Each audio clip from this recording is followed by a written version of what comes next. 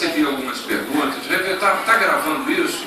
Tá. Quero dizer, já de antemão, agradecer ao secretário sinodal de comunicação, o reverendo Anderson, está em pé aí de camisa azul.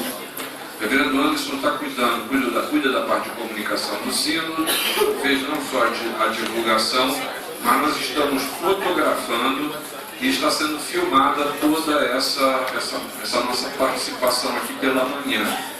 E de antemão quero antecipar que é desejo nosso que haja um produto dessa nossa reunião durante todo esse dia. Nós desejamos elaborar um documento que abranja todos os temas que estão sendo aqui abordados e seguramente serão abordados setorialmente na parte da tarde. Não é isso? Inclusive, na parte da tarde, o trabalho vai ser dirigido nas salas pelas secretarias sinodais, que elas vão orientar e nós vamos nos dividir setorialmente aqui. E já estão com a incumbência de registrar os temas que vocês abordarão, para que no final nós elaboremos um documento. Já recebi a encomenda aqui, o reverendo Valcir, ele compõe a Comissão de Revitalização de Sociedades Internas da IPB e me pediu para que a gente já encaminhasse esse documento nosso para esta comissão que vai se reunir agora no começo de agosto. E também, como sínodo, nós desejamos encaminhar isso à nossa Comissão Executiva do Supremo Conselho nesse momento da história. Então você já fica sabendo o que vai acontecer com o desdobramento dessa reunião. Olha, a nossa irmã Iracema Maia, ela foi responsabilizada na comissão que organizou este evento de providenciar umas bênçãos para você. Então, se você não recebeu, nós somos medida dessa, né? Então você está recebendo um moleskine, um caderno para a sua, nós somos, né? Lindo. Aqui eu queria que você lesse, você já recebeu o seu.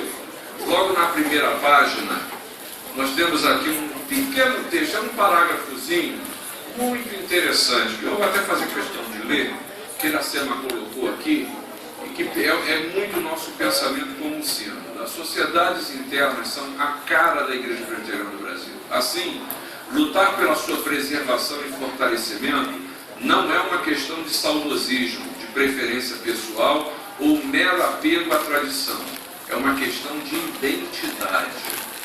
Então, isso é a primeira contribuição que seguramente nós vamos levar. Então, se você não recebeu o seu ainda, à porta nós temos algumas damas que estão distribuindo para que você possa ter direito ao seu também. Queria pedir aos secretários sinodais, no caso aqui, Zé Marcos, Hilda, quem mais? Iracema, Rinaldo, falta um, João Brilhante. Que procurem Iracema se você ainda não recebeu o seu. Ela tem material que diz respeito à sua sala especificamente, tá ok? Benção, nós vamos retomar aqui. Nós já temos algumas perguntas, tá? Mas eu queria começar convidando que nesse momento, a gente podia passar uma cadeira para cá, Thiago, essa cadeira do seu lado. Passa lá para o lado da Iraci, porque nesse momento eu queria convidar também, nós estamos recebendo a presença da nossa irmã Ana Maria Prado, que é a presidente da Confederação Nacional do Trabalho Feminino. Cadê a Ana Maria? Estava sentada aqui na frente. Ela foi só. Então, quando ela entrar, vocês escoltem ela para ela vir sentar aqui do lado da Iraci. E façam uma condução coercitiva. Ana Maria, para que alise o ligeirinho. Traz ela aqui para frente. Aqui, senta aqui do lado de Iraci.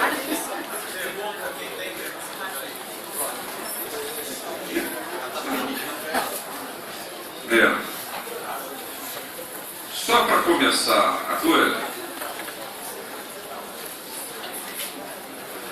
isso é importante. Alberto, agora eu vou pedir a vocês, meus irmãos, que vocês sejam sucintos, para que a gente haja uma interação maior, porque são várias as perguntas. E eu queria começar por você, Zé. Queria que você falasse, Beto, sobre o seguinte.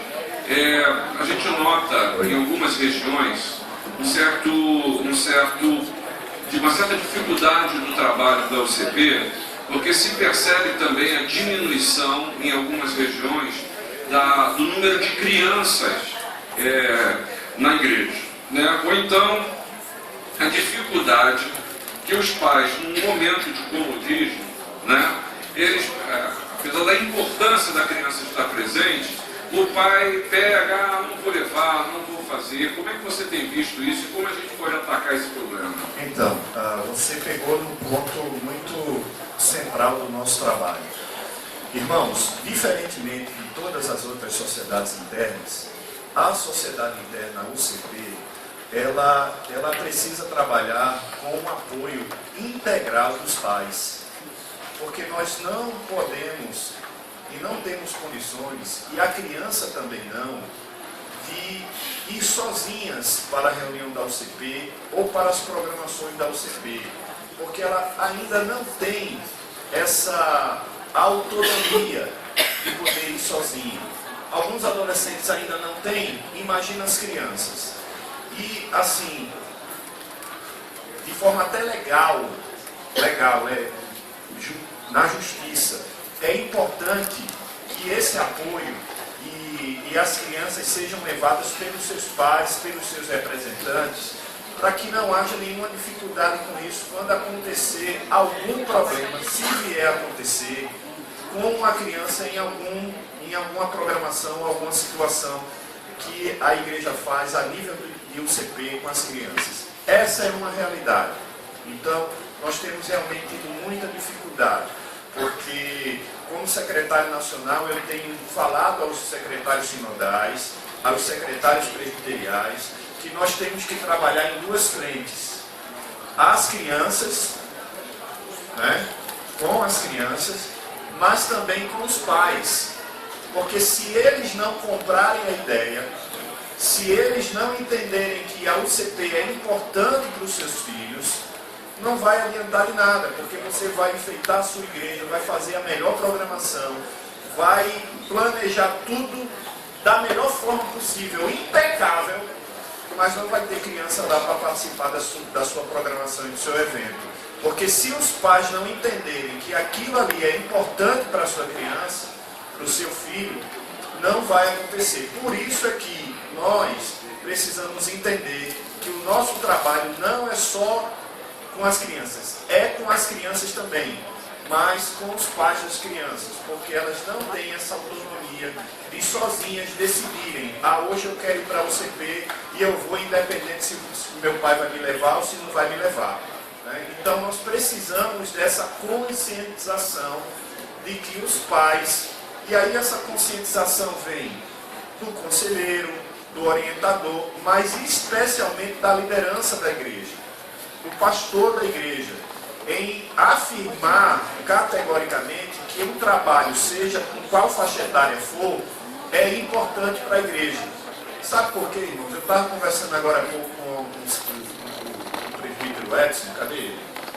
Você, pronto, tá aqui. Estava com ele ali junto com a irmã, falando que o pessoal lá fora que não acredita em Deus, que quer desconstruir tudo aquilo que a gente já tem construído há anos e anos com o Evangelho da Salvação. Eles já descobriram o caminho das pedras. Os irmãos entendem que verso é esse, que palavra é essa, que chavão é esse. O caminho das pedras é quando eu digo assim, eu sei chegar lá, não se preocupe não, eu sei o caminho das pedras. E eles já descobriram que o caminho das pedras, né, são as crianças. E que se eles colocam a sua ideologia, as suas filosofias e os seus pensamentos, que são contrários a Deus, desde a tenra infância, vai ser muito mais fácil quando eles chegarem na adolescência e na juventude, implantar mais ainda loucuras e mais loucuras na cabeça desses jovens e adolescentes. Porque a semente já foi plantada lá no início. Por isso é de imensa importância que o pai, a mãe, possa entender que o lugar da criança é na igreja, é na sua UCP, é no trabalho que a igreja oferece. E eu espero que esse trabalho seja a UCP. É claro que essa é uma realidade, infelizmente. Por isso nós temos tentado trabalhar com mecanismos, metodologias e estratégias que alcancem não só as crianças, mas também os pais das crianças, porque nós, diferentemente das outras faixas etárias, precisamos que os pais estejam junto conosco. Camila, você percebe, assim, no trabalho adolescente, falta de apoio, de liderança, ou isso não é uma realidade? Isso é uma realidade, infelizmente. Mas só que não é uma realidade geral, não. É uma realidade pontual. Em alguns estados a nível nacional, né? Em algumas regiões, alguns trabalhos não conseguem prosseguir por falta de apoio, por até os próprios secretários e os sinodais e presbiteriais, eles muitas vezes não concordam com o trabalho nacional e eles não apoiam, assim como o pastor disse hoje, né? No começo, que por não apoiar o trabalho do nacional, eles dão um jeito de ou criar um outro congresso que fique boicotar mesmo a nacional. Então, existe sim uma falta, uma carência por líderes. E aí eu quero eu quero te dar eu quero te colocar junto disso, então, uma outra questão, que ainda no trabalho adolescente. Aqui na nossa região tem algumas federações e confederações que elas não têm a mesma pujança das sociedades. Vocês têm visto isso em outras regiões do Brasil? E como é que isso, você consegue ver como é que se enfrenta essa falta de pujança no trabalho de federações e confederações? Tem sim, inclusive numa certa região de Minas Gerais, lá em Belo Horizonte e Uberlândia também, isso tem UPAs, sociedades internas UPA local, na verdade, que tem 300 adolescentes, 150 adolescentes, mas a federação não existe. Então a gente, na verdade, a gente está tentando, né? Já fomos lá, já visitamos, a gente já conseguiu criar uma confederação sinodal, a gente já conseguiu fazer uma certa organização lá, mas realmente se não houver líderes que apoiam isso, a gente muitas vezes não consegue. Mas isso não é motivo para a gente desistir de maneira alguma. Alexandre, a mocidade é por natureza contestadora, né? E aí a minha pergunta e a gente ouve falar de alguns deles isso, não é tempo de não desconsiderar a sociedade interna, mas de reavaliar os métodos, a linguagem e a própria programação da mocidade como um todo? Igrejas locais conseguiram achar esse termo, esse caminho. E eu acho que está faltando a gente conseguir conectar federações e sinodais. A Nacional achou essa história de que a gente está num outro tempo, numa outra realidade. Muitas mocidades locais também. Mas a gente não consegue ainda avançar e trazer isso a nível de federação e sinodal. Por isso que muitas vezes dá essa impressão de que não está acontecendo alguma coisa. Ela está acontecendo no dia a dia da igreja. Ela está acontecendo nacionalmente. Mas em termos de bloco, né, de região ou sinodal, não, porque a gente está precisando fazer essa virada de página também. Mas aí a gente precisa agregar essa nova geração ao modelo de federação. E aí a gente vai conseguir. Tá. Dafon, me diga uma coisa. Você falou da dificuldade de integração, principalmente dos oficiais no trabalho masculino. E a gente, caminhando, a gente vê, você acaba de realizar uma grande programação e o povo estava lá. No trabalho masculino, vocês fizeram lá em Uruçaí e aconteceu. E foi uma bênção. Então a pergunta que eu quero fazer é o seguinte: como é que a gente faz para integrar esses que não é que resistem, porque eu nem vejo tanto quanto resistência ao trabalho, mas também falta de visão, de entender o trabalho. Na sua experiência, como é que você tem visto isso? Eu tenho procurado até a nível de Brasil tratar da seguinte maneira, até com os homens, né? Porque os homens têm dificuldades, às vezes, para tudo. É muito fácil, aqui no Rio de Janeiro, que é uma região muito quente, a minha esposa, mesmo sendo uma mulher com problemas de saúde, ela vai para a reunião da SAF às 3 horas da tarde, no calor de 40 graus. Os homens arrumam 1000 desculpas, né? Uma série que tem que lavar o carro, o Flamengo perdeu para o Corinthians, tem uma série de coisas. Tem uma série de coisas aí. Então, o que eu tenho procurado orientar no PH? Primeiro, é a mesmice do trabalho. Se não fez nada, não reúne para quê? Então, eu estou orientando o seguinte, nível de Brasil. Faça um bom planejamento para o ano inteiro, realize o planejamento e depois reúne para prestar relatório. Porque aqui nós temos reunião no caso da UPH, não se tem nada para falar. Não fizemos nada, então as pessoas que não são sócios do UPH reclamam, né? Dessa mesmice, né? Eu vou para lá, fico sentado, leio a ata, um monte de títulos, um monte de cargos, cargo disso, cargo daquilo, mas de trabalho realizado não. Então, o que eu tenho feito, procurado orientar, na nível do PH, provavelmente, se nós formos abrir as atas da organização de igrejas, aqui no Rio de Janeiro, poucas são aquelas que não nasceram de trabalho do PH. Tá? Aí você encontra lá, né? Normalmente, a gente não quer deixar a SAF vaidosa, mas normalmente as SAF são mais antigas que a própria igreja. Né? Normalmente são mais antigas que a própria igreja. Não é para ser idosa. Não é para ser idosa. Se fosse para mexer com a vaidade delas, eu iria dizer que na Bienal dos Homens, lá no Rio, são as 600 mulheres. Dos 1.400 no total que tinham lá. Então, eu acho que nós temos procurado fazer isso, né?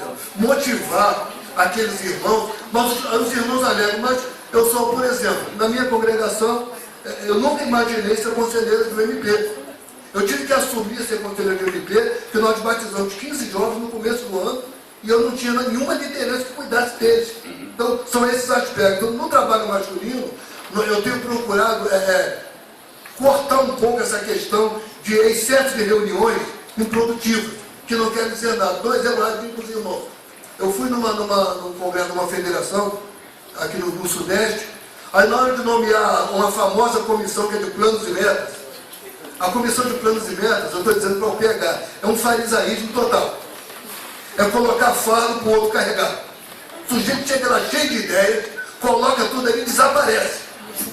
5 anos depois, ele nem sabe mais o que ele decidiu. Aí o relator me chamou e falou, Paulo, me ajuda aí, porque o que é que nós vamos planejar? Qual é a meta do trabalho da UPH para o ano que vem? Aí eu perguntei ele assim, vocês têm um plano e meta do ano anterior? Tem. Pode pegar para mim? Eles arquivou, eu falei, quantos projetos tem aí? Tem 19 projetos. Assim, vocês fizeram quanto? 5, faz os 14, rapaz. Tu quer planejar mais coisas, vocês não fizeram nem o que foi trabalhado. Então, é isso que eu tenho procurado trazer para as UPH. E digo mais, por UPH são uma sociedade diferente. Para encerrar, se no final do ano, uma UPH, na hora de dar o relatório, constar somente isso, o único trabalho da UPH durante o ano inteiro foi cuidar de um ponto de pregação, de uma congregação que está crescendo muito. Essa UPH trabalhou muito. Amém? Porque o nosso trabalho é ganhar almas para Jesus. Bom, caminhando aí. Agora você está puxando o pão? Miraci e Ana Maria. Fazer duas perguntas simples para vocês, tá? Bem simples. É o seguinte. Primeiro é o seguinte. Aí nós temos a programação da SAF. Aí nós temos as programações da Federação. Aí nós temos as programações da Confederação Sinodal. Aí nós temos as programações da Confederação Nacional. E quando a gente vai juntar isso tudo, não cabe na agenda. Como é que a gente lida com o excesso de programações? E lembrando que ainda tem a programação das igrejas locais. É isso? Isso não pode ser um ponto de resistência da liderança local em relação às sociedades? Aí eu faço primeiro essa pergunta, vou engatar a segunda. É o seguinte, é claro que os outros poderiam responder sobre isso, né? Mas não dá para a gente reformular as reuniões plenárias? Isso é uma pergunta que vem aí de vocês. Além de fazer elas menos formais. Graça e paz aos queridos, da parte do Senhor Jesus. É uma alegria muito grande estar aqui, e o Senhor Deus está presente nesse recinto, e nós estamos cuidando daquelas coisas do Senhor. Responde a pergunta do nosso presidente da mesa. É a primeira pergunta. É realidade, viu, pastor Cid? É realidade essa preocupação de excesso de reuniões. No trabalho feminino mesmo.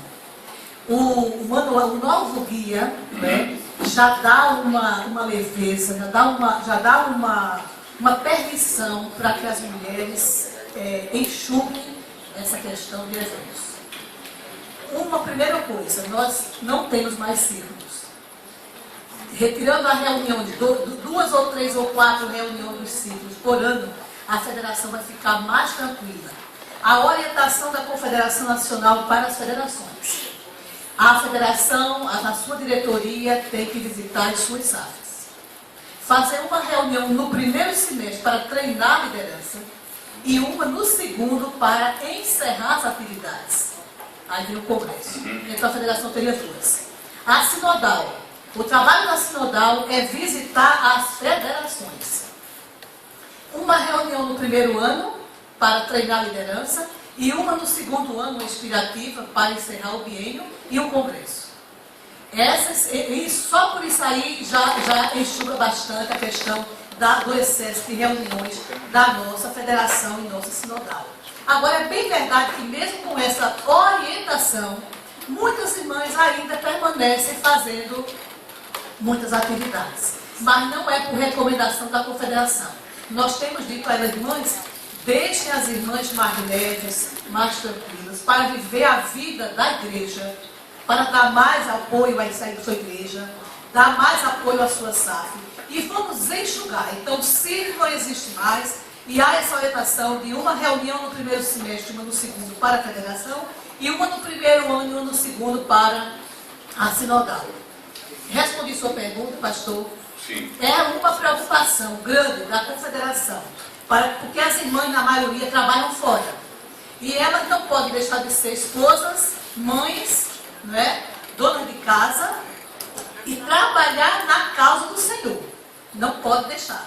Então, nós temos que adequar a vida das irmãs. Quanto à plenária, não sei se respondi a primeira. Quanto à plenária, né? É possível remodelar para que a plenária seja menos formal? Olha, a plenária é uma reunião para prestação de contas e planejamento do que vai se fazer. Elas podem sim tornar a plenária mais leve. Por exemplo, a orientação é antiga. Grandes pregações não é para uma plenária. Grandes estudos bíblicos não é para uma plenária. Trazer um conferencista de fora não é para uma plenária. Uma plenária é uma devocional de 15 minutos, que tem que ter leitura e oração, né? E uma leve oração presbiteriana. Tem que ter. E ela tem, digamos, 2 ou 3 secretarias, que também é outra orientação. Não é obrigado a ter todas as secretarias. Ela pode ter as mais importantes e as que tem irmãs preparadas para ter. Nessa reunião, ela ouve o trabalho que foi feito em missões. Na outra, ela ouve o trabalho que foi feito no Projeto Luna. Não é obrigado a ouvir todos os trabalhos do meio na sua reunião. Então, passa-se o planejamento, então a reunião pode ser menos formal e mais curta. Mais curta, entende? Obrigado. Xande, me diga uma coisa. Quando nós estamos falando do período de transição, você focou sua palavra na saída. Na saída. Eu tenho uma pergunta aqui, que também vem do plenário, que ela quer saber o seguinte: está tudo certo, mas como é que faz para a chegada? Como é que faz para integrar? O menino, o adolescente sai da UPA e vai para o MP, porque também acontece isso. O menino também muitas vezes resiste em fazer a mudança, porque não se sente acolhido, não percebe seu espaço. De igual forma, na SAF não PH. Como é que lida com isso? Tem que ser preparado um sistema de acolhida. A gente fala muito de ser acolhedores, mas nós não somos.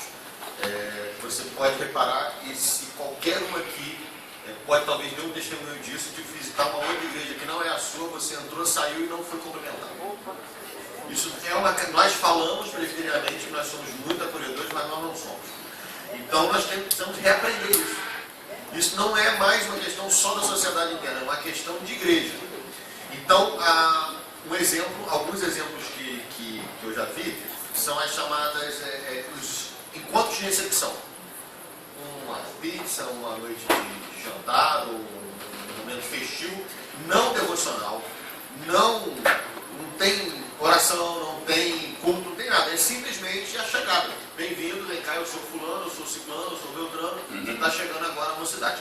Na igreja local. É uma forma que eu acho que seria interessante, sugestiva de ser feita.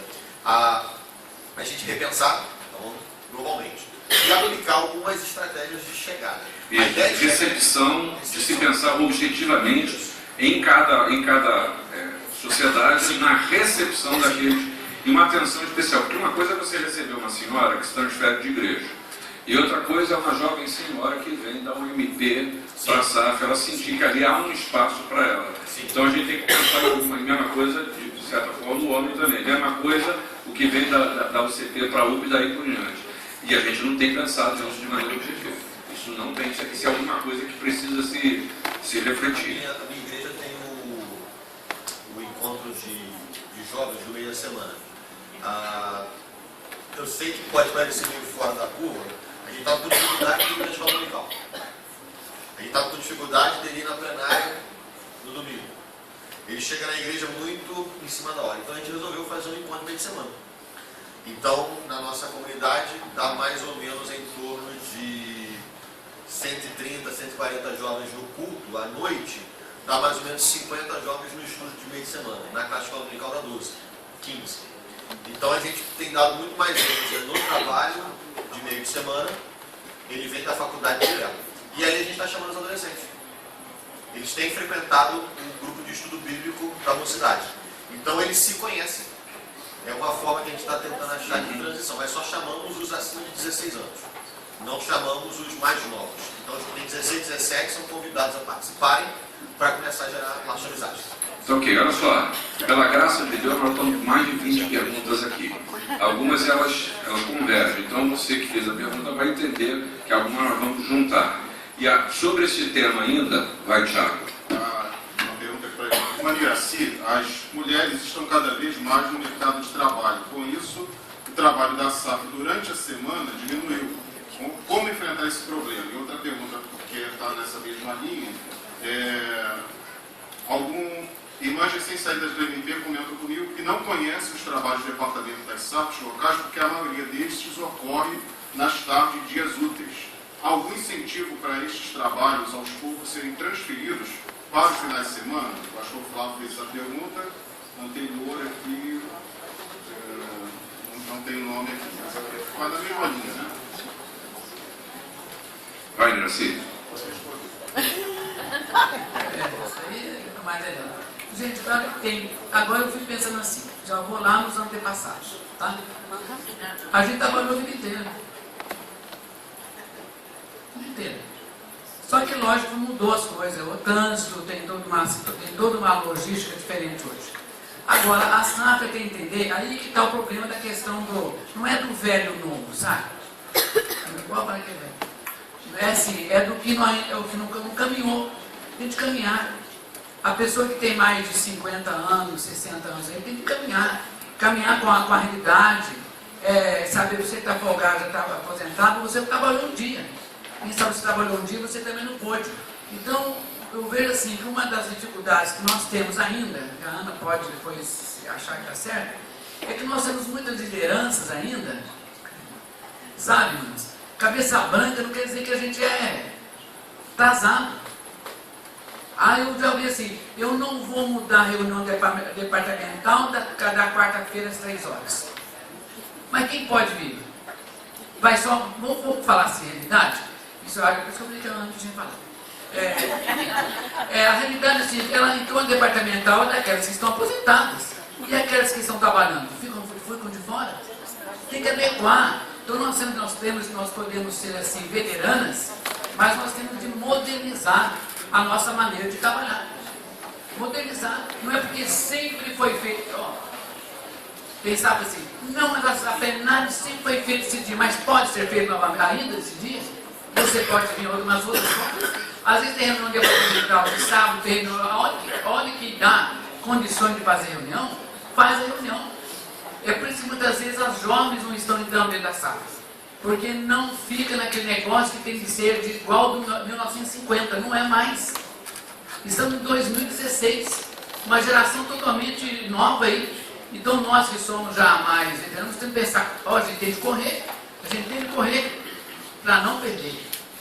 Correr para não perder. Então, é preciso deixar nossas mesmices, não jogar fora aquilo que é essência. Mas nós temos que deixar nossas mesmices e colocar e adequar a sociedade dentro da realidade que nós estamos vendo hoje. Dafon, o negócio é o seguinte, Dafon, o barateamento do custo da hospedagem, da locomoção para a gente participar da reunião dos congressos, não poderia ajudar na maior participação da sociedade? Será que não está ficando caro esse congresso, não? Deixa eu ajudar os irmãos. Né? Há anos que nós viemos fazendo congresso em SESC, aqui no Sudeste. Hoje o SESC de Aracruz, Guarapari, são praticamente agências presbiterianas, principalmente da UPH. Então nós tentamos mudar essa questão, tá, Helena? E fomos a Natal, né? Ponta Negra, Morro do Careca, vamos fazer um congresso em Natal. A UPH, a partir desse princípio, fizemos um levantamento, o Hotel Praia Mar, uma coisa linda, a 100 passos da praia, é uma coisa maravilhosa, né? Fizemos todo um levantamento, mas por via das dúvidas, como plano B, pegamos o do SESC do Guarapari. Olha, irmão, uma coisa absurda a diferença. Não dá nem para imaginar. O nosso congresso ele vai ficar em torno de R$680, dividido em 12 vezes sem juros.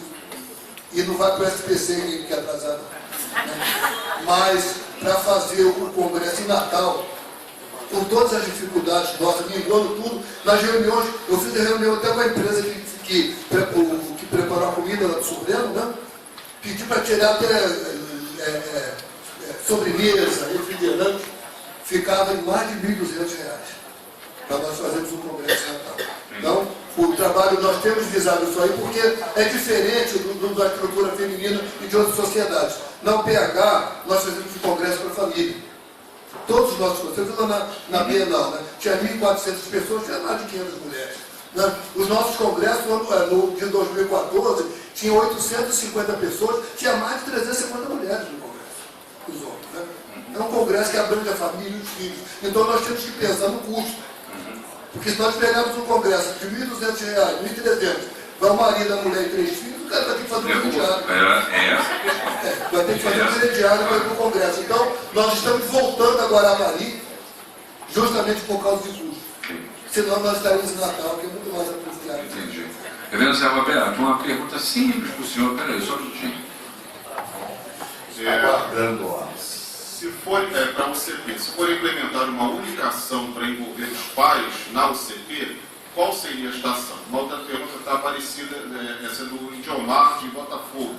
A nossa irmã Hilda pergunta, nossa secretária nacional, mas a responsabilidade de esclarecimento dos pais em relação ao sistema presbiteriano em sociedade interna estaria a cargo apenas das lideranças do UCP? Os próprios pais não fazem parte de qualquer sociedade interna. O pai não fazendo... vamos lá.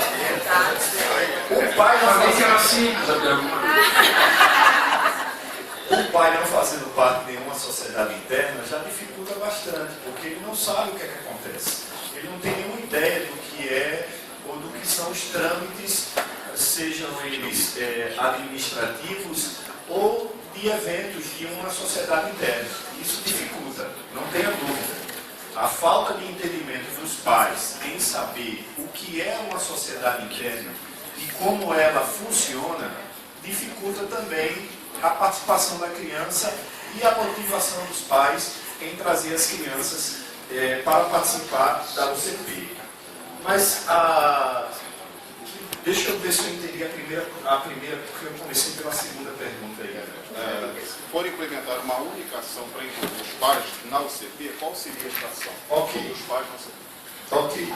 Então, o que eu tenho feito e o que eu tenho orientado os secretários sinodais e os secretários presbiterianos é caminhar por esse viés que eu já falei anteriormente na minha fala. Né? Hoje, infelizmente, o principal alvo da sociedade, quando ela quer implementar uma nova ideologia, um novo pensamento, uma nova filosofia, tem sido as crianças. Então, isso é motivo suficiente para que eu e você, como pai, como mãe, tenhamos a atitude de não permitir que os nossos filhos se envolvam com essas novas ideologias que são contrárias a Deus.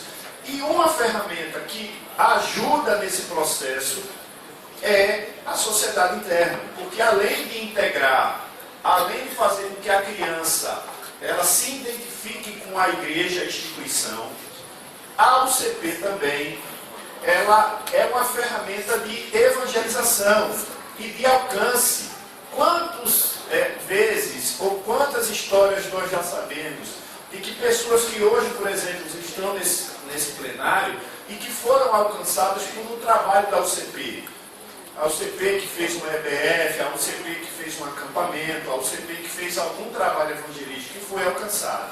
Então, assim, a ação principal hoje é poder mostrar aos pais que se a gente não investir nas nossas crianças hoje, amanhã pode ser muito tarde.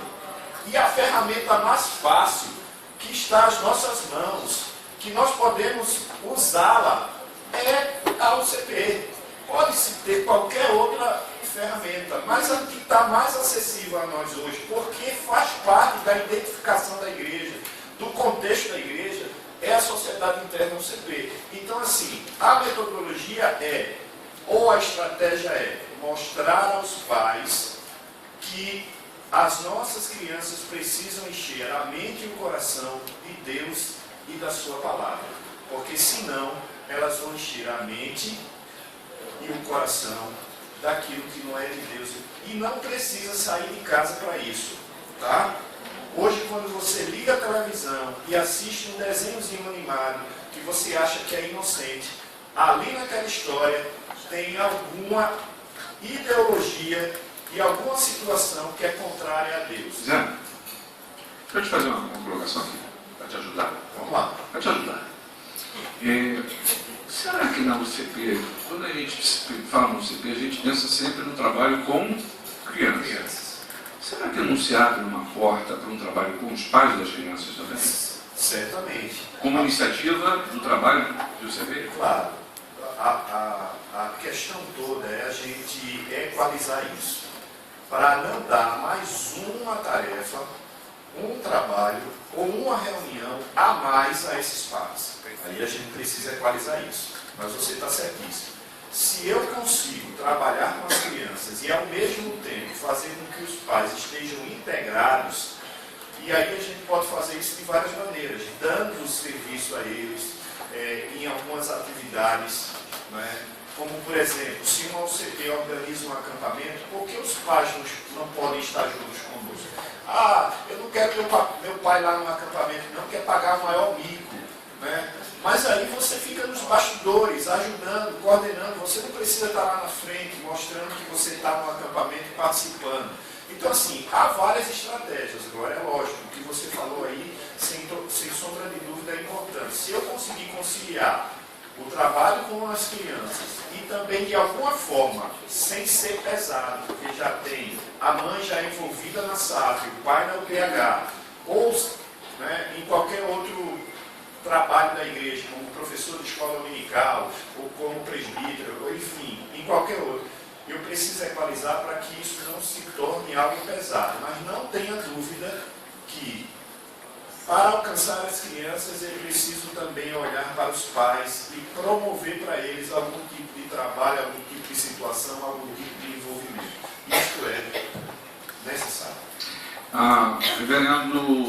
Presbítero Alexandre. Eu pedi até para chamar o reverendo Ricardo lá fora para ele ouvir essa pergunta. Não seria importante um programa de TV para a participação das sociedades internas? Alguma coisa, um canal voltado para a formação, para fomento, sobre essa temática? Por exemplo, imagina que claro que nós não demandamos isso, não quero jogar peso onde não é justo fazê-lo. Por exemplo, uma programação como essa, se tivesse nos ocorrido isso, de demandar isso pudesse ser não só filmado, talvez até transmitido pelo site da IPB, isso, online, a gente estaria abençoando o Brasil como um todo. Mas independente disso, nós não achamos que, e a pergunta é essa, que nós não fomentaríamos o trabalho de sociedade se abríssemos um canal assim, de comunicação de tal forma que, por exemplo, faz um programa voltado para a SAF, como é que você vê isso? Programa para o OMB e daí por diante. Sim, eu deixo até registrado que o Ricardo já ofereceu isso. Na gestão anterior, 2010 e 2014, a FECOM ofereceu a cidade. Nós não temos ainda recurso humano para colocar isso, porque demandaria uma periodicidade. Fazer alguns, a gente tem feito pelo canal do YouTube, que a cidade tem. Mas, para ele ser sistemático, a gente teria que ter gente, teria que ter material, teria que ter geração de conteúdo, numa sequência para que isso pudesse ser feito. Um piloto que a gente tem é o chamado Projeto Reforma Jovem. O Reforma Jovem é um encontro biológico que acontece uma vez por ano, em parceria com o André Jumper, que é feito no Mackenzie, em São Paulo, e é transmitido pelo Brasil inteiro, e a gente abre os canais do Twitter e do Facebook para receber perguntas simultâneas. Então o cara está lá no Acre, assistindo aquela palestra que o camarada lá em Natal está assistindo também. E ele pode, pelo Twitter, mandar as perguntas e o preletor responde ao vivo aquela pergunta. Nós temos feito isso uma vez por ano. Demandaria mais tempo, mas teria que ter mais gente para poder fazer. A diretoria são só 10 pessoas, temos um secretário de comunicação e o secretário-geral para poder atender toda essa demanda. Então, se a gente tivesse alguém só para isso, ela poderia ser atendida. Hoje ela é quase que inviável. Obrigado. 3 e meio. Vai. Só de uma forma de lamento, tá, irmãos? A nossa voz cessou quando mudou a estrutura do Verdade e Vida. Nós tínhamos uma chance lá. Tá? A sociedade tinha uma chance na antiga estrutura do Verdade e Vida. Quando eles mudaram, né? Quando eles mudaram, a voz que nós tínhamos calou-se. Tá, segura o microfone. Isso, meu irmão. Eu vou bater palma. Olha só. Vamos lá. Ele trouxe um caclaque dele. Não se impressiona com isso, não. Ele reuniu, foi combinado ali fora. Eu vi. Eu ofereci um pouco de mortadela. Bom, da Floma, o que vocês acham da sociedade viverem em mundos diferentes dentro da igreja? Pouco se vê atividades integradoras entre as sociedades. E aqui eu complementei a informação, a pergunta, dizendo o seguinte: eu tenho visto algumas igrejas que realizam essas atividades integradoras, como, por exemplo, o acampamento ele é todo dirigido e coordenado pela mocidade, mas é para toda a igreja. Os adolescentes coordenam a festa da roça, mas é para toda a igreja. A SAF faz o almoço, dirige o almoço, mas é para toda a igreja. Então, como é que a gente conseguiria isso também nos níveis acima, em termos de federação e confederações, que pudessem integrar? E eu pergunto para você, porque você citou a experiência de vocês. Vocês realizam um congresso em que de 1.400, 600 mulheres presentes. Eu acho, reverendo, que é uma própria cultura da nossa igreja.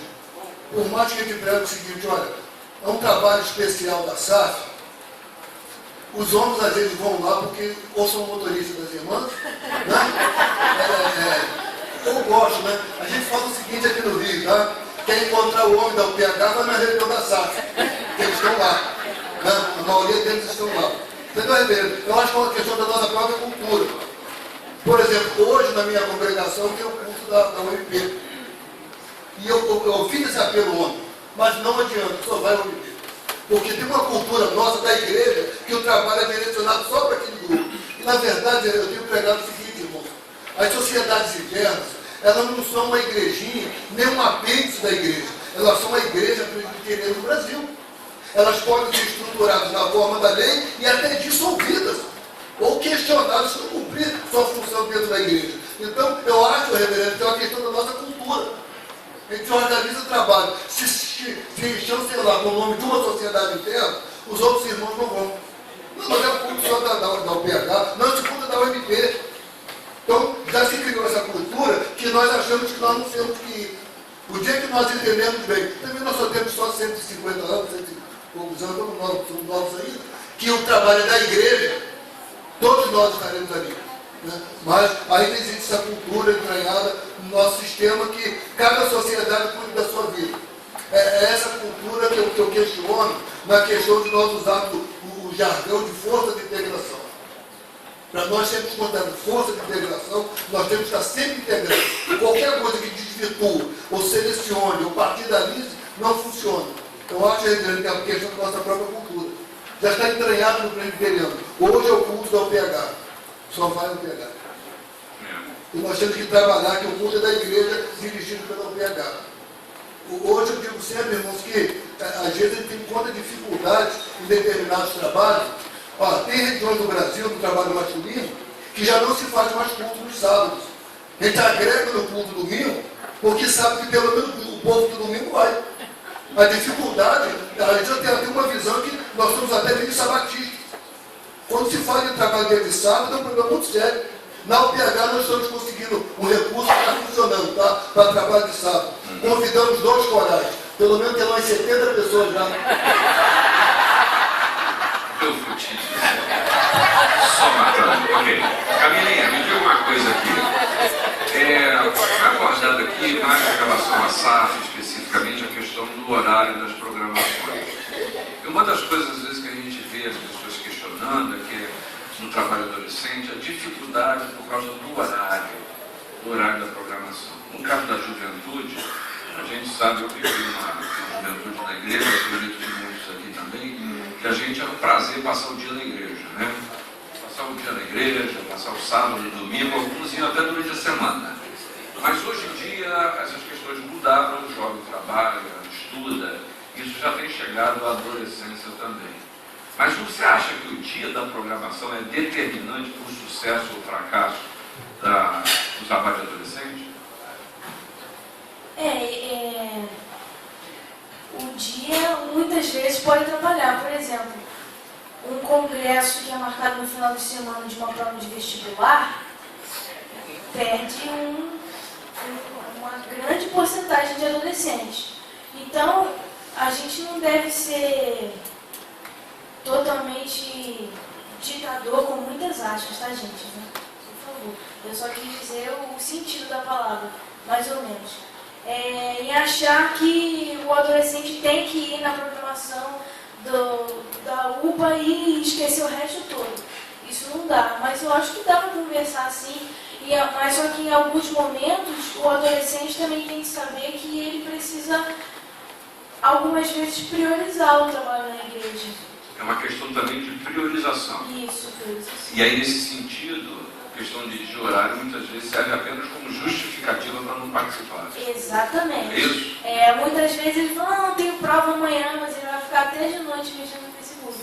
Aí só de noite que ele vai estudar para a prova, realmente.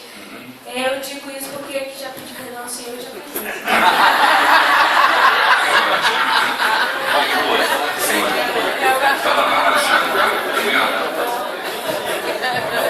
Tem uma característica que eu acho que não só apontar problemas, eu acho que a gente podia apontar algumas soluções em cima disso.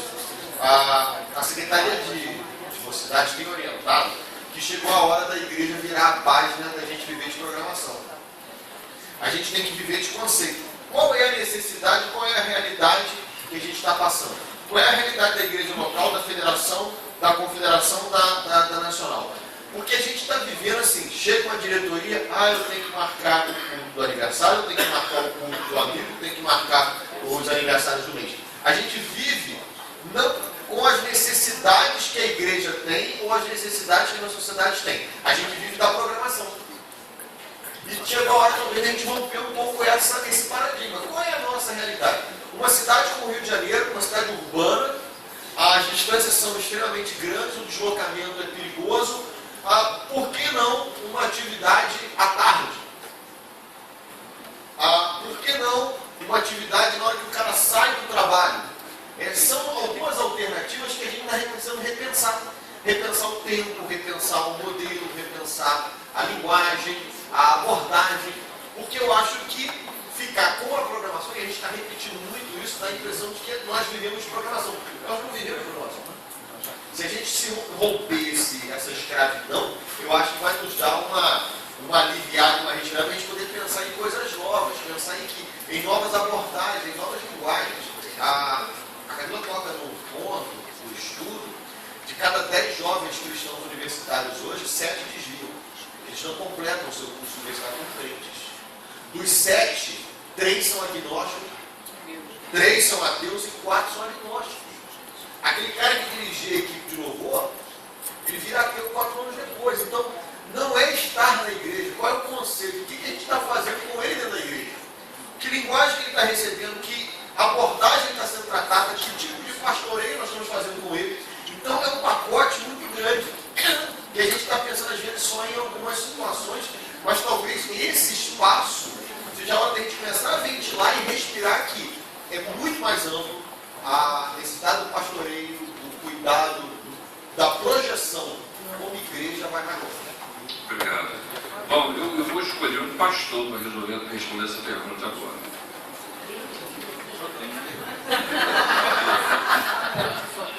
Essa pergunta não. São várias perguntas sobre o mesmo tema.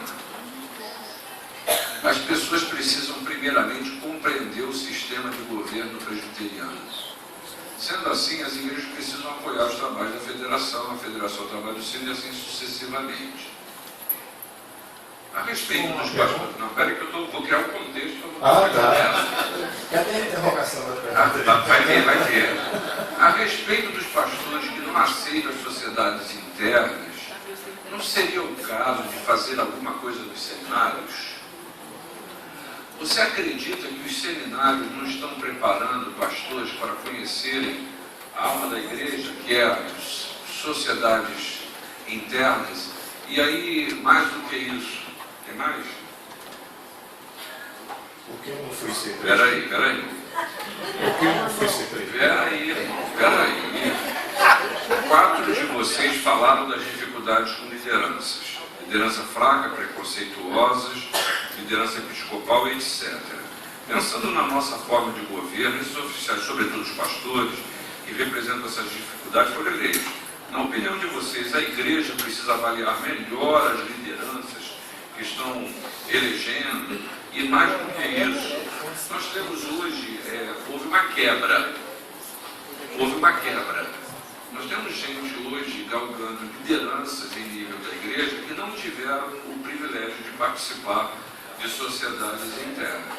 Não seria o caso de ter aí alguma coisa no seminário e alguma coisa de uma complementação, quem sabe, que talvez até a TV pudesse ajudar? Então, vamos lá. Fácil demais. Ok, vamos começar pelos seminários. Eu concordo. Eu acho que precisa sim ser fomentado no seminário. Talvez não seja essa palavra, fomentar, mas seja colocado na grade curricular do seminário com algo que possa orientar os seminaristas, porque vão ser os futuros pastores, e que serão futuros pastores de igrejas presbiterianas, e a forma de trabalho é a sociedade interna, para que ele, desde o berço lá, quando eu digo berço é o seminário onde ele está aprendendo, ele possa entender que é esse tipo de trabalho que ele precisa desenvolver na igreja. Não estou dizendo que ele é obrigado, não estou dizendo, mas que ele tem que valorizar, ele tem que lutar até os últimos instantes para que seja implantado dentro da sua igreja. E graças a Deus, esse grito, esse clamor que nós, como secretários, como presidentes de confederação, já sinalizamos, já falamos isso para o Supremo, e o Supremo já tem sinalizado com algumas situações para os diretores de seminário, para que, ou se não tem uma disciplina exclusiva para isso, mas que se chamem pessoas qualificadas, como, por exemplo, os secretários nacionais, os presidentes de confederação, que estão vivendo isso de forma plena, para que seja dado nos seminários, ou uma semana de preleções, ou um espaço para que os seminaristas possam se identificar com a causa. Graças a Deus, nós temos tido bom e livre acesso aos seminários. Eu não sei se eu posso falar isso, graças a Deus. Nós temos recebido convites, particularmente eu tenho recebido muitos e-mails e muitos telefonemas de alunos de seminários que estão fazendo trabalho acerca das sociedades para entregar aos professores como assim, prova e nota para se formar. E eles estão fazendo pesquisa e perguntando como é que é o trabalho, e a gente manda algum tipo de relatório para eles.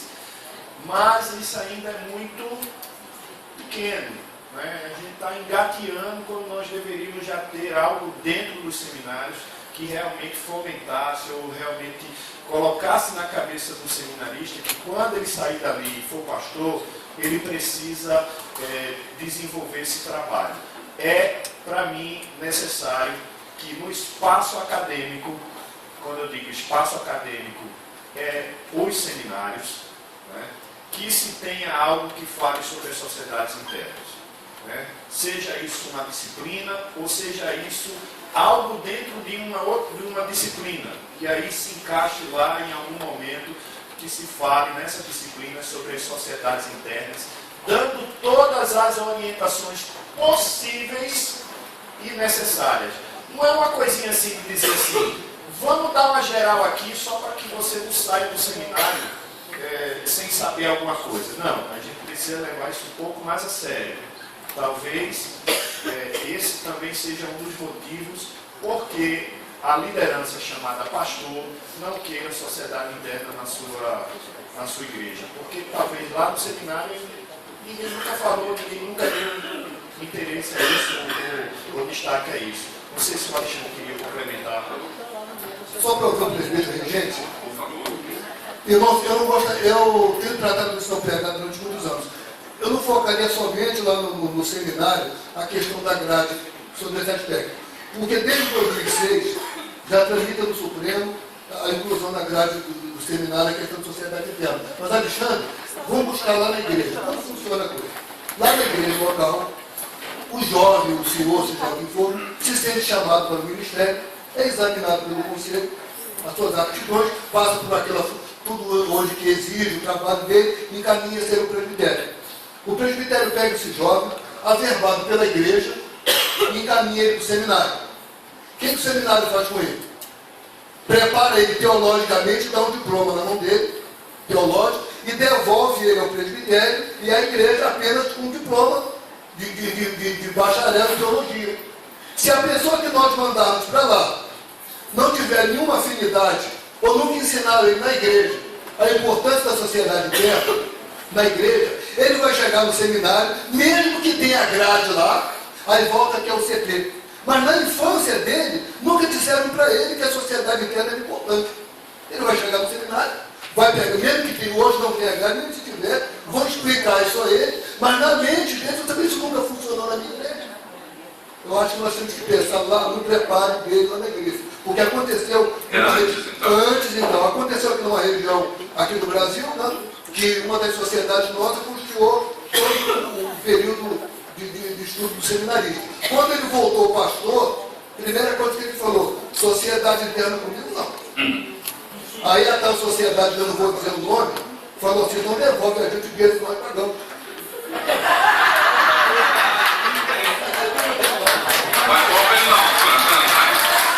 Olha só, Iraci, Ana Maria, me ajuda numa coisa aqui, tem uma pergunta que surgiu aqui que é muito interessante. Muitas igrejas elas estão desenvolvendo um trabalho de casais, de jovens casais na mocidade, chama de mocidade 2, e até outras criam o que chama de ministério, ministério de casais, né? Ministério de casais, especificamente. Fazem encontros de casais e tudo mais. Durante um tempo as pessoas achavam que isso brigava com o trabalho. Mas como é que vocês veem hoje? Isso não é integrador? É desintegrador. É desintegrador? Dependendo da visão da igreja. Porque essa é uma das estratégias que algumas igrejas estão aderindo para desmontar sociedades internas. Porque se coloca nada impede que se tenha encontro de casais, nada impede que tenha lá seminários, porque isso é uma necessidade da igreja, independente da sociedade de igreja. O problema é que, quando se vê isso, eu poderia justificar dentro que eu já vi por aí, já sei que é assim, aí o pastor Gino, como é que ele vai desmontar a SAF e o PH? A maneira